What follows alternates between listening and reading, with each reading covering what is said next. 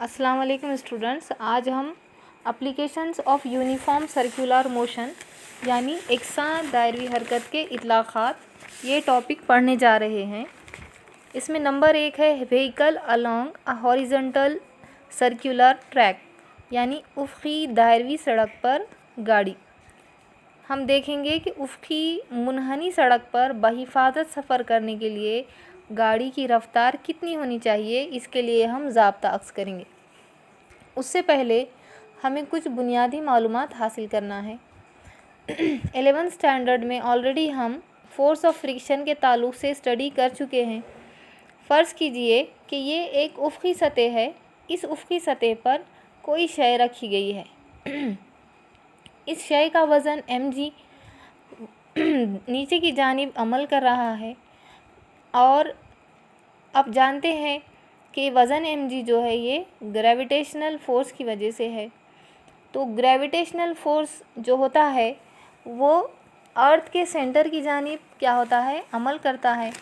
इस सबब से ऐसा होना चाहिए कि हम लोग जो भी शय रखे हैं यहाँ पर वो नीचे की जानिब जानी चाहिए, लेकिन ऐसा नहीं होता।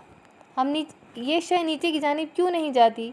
क्योंकि इसके ऊपर एक नॉर्मल रिएक्शन अमल कर रहा है जो कैपिटल N है और ये mg के अपोजिट डायरेक्शन में इक्वल और अपोजिट डायरेक्शन में अमल करता है।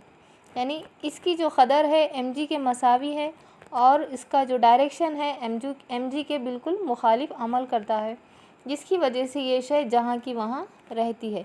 यानी ये mg को मुतवाज़न करता है, यानी बैलेंस करता है।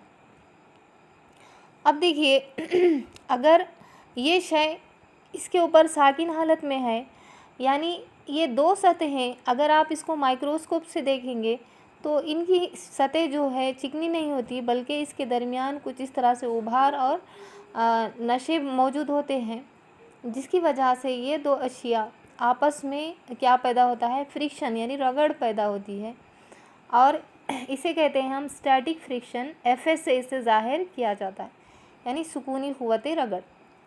अगर फ़र्ज़ करो कि कोई शय इस तरह से माइल सतह पर रखी गई है, यानी स्लैंटिंग पोजीशन में है, तब क्या होता है, यहाँ पर इसका जो वज़न mg है वो वर्टिकली डाउनवर्ड डायरेक्शन में अमल करेगा और इस वज़न mg को दो कंपोनेंट्स में हम डिवाइड कर सकते हैं, यानी दो अज़्ज़ा में से तहलील किया जा सकता है।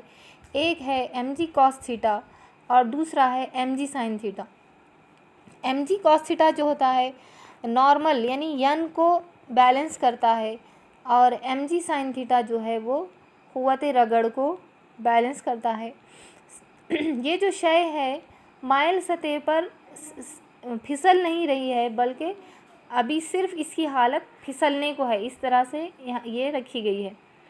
यानी कि यहाँ पर Fs जो है सुकूनी क़ुव्वत रगड़ वो सबसे ज़्यादा होती है, क्योंकि ये दोनों के दरमियान क्या है, पकड़ मज़बूत है।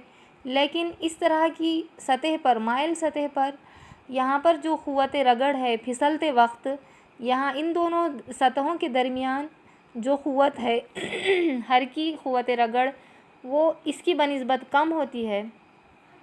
अगर कोई शय फिसलने के बजाय अगर लुढ़कते हुए आगे बढ़ रही है स्लैंटिंग पोजीशन में इस तरह से, तब जो कांटेक्ट है दोनों अशिया के दरमियान, सतह और लुढ़कने वाली शय के दरमियान का जो कांटेक्ट है वो बहुत ही कम होता है। यानी रोलिंग मोशन में जो क़ुव्वत रगड़ है वो उससे भी कम होती है। यानी स्टैटिक फ्रिक्शन सबसे ज़्यादा है, काइनेटिक फ्रिक्शन उससे कम है और रोलिंग फ्रिक्शन सबसे कम होता है। क्यों? क्योंकि इन दोनों के दरमियान जो कांटेक्ट में आने वाली सरफेस है वो सबसे कम होती है। अब देखिए हम देखेंगे law of friction, first law of static friction. उससे पहले यहाँ पर एक उफ़क़ी सतह पर कोई शय रखी हुई है, उस शय का वज़न mg वर्टिकली डाउनवर्ड नीचे की सिमत में अमल कर रहा है और इस पर उमूदी रद्द अमल है जो n ऊपर की जानिब अमल कर रहा है। अगर इस शय को हमें खींचना है तो उसके लिए यहाँ पर एक पुली लगाया गया है, चरखी बिठाई गई है और एक यहाँ पर तराजू लटकाया हुआ है जिसमें हम वज़न रखेंगे ताकि इसको हम खींच सकें। और ये है स्टैटिक फ्रिक्शन यानी सुकूनी रगड़ की क़ुव्वत Fs। अब देखिए यहाँ पर हम जानते हैं कि n मसावी है mg के, क्योंकि ये दोनों क्या हैं, एक दूसरे के मसावी और ये क्या हैं, मुखालिफ होते हैं। और तवाज़ुन की हालत में यहाँ पर अप्लाइड फोर्स जो है Fa वो मसावी होता है सुकूनी क़ुव्वत रगड़ यानी Fs के। इसलिए हम तवाज़ुन की हालत में ऐसा लिख सकते हैं Fa is equal to Fs और n is equal to mg है। अब देखिए यहाँ पर अगर हम ये mg जितना है उतनी ही हमको बैरूनी क़ुव्वत यानी अप्लाइड फोर्स उतनी ही लगाना होगी, Fa उतना ही ज़्यादा लगाना होगा। यानी वज़न mg जितना ज़्यादा होगा तो अप्लाइड फोर्स भी उतना ही ज़्यादा होगा। mg बढ़ता जाएगा तो Fa भी क्या होगा, बढ़ता जाएगा। यानी Fa क्या है, डायरेक्टली प्रोपोर्शनल टू mg है ना। तो फिर अब Fa की जगह पर हम क्या लिख सकते हैं, ये देखिए Fs, यहाँ पर हम Fa की जगह पर Fs रखे और mg इज़ इक्वल टू क्या है, n है, इसलिए यहाँ पर हमने n लिखे। इस तरह से Fs directly proportional to n हासिल हुआ। Fs is equal to constant into n, और ये कॉन्स्टेंट की जगह पर रखेंगे हम μs। Fs is equal to μs n, ये क्या है, first law of static friction है।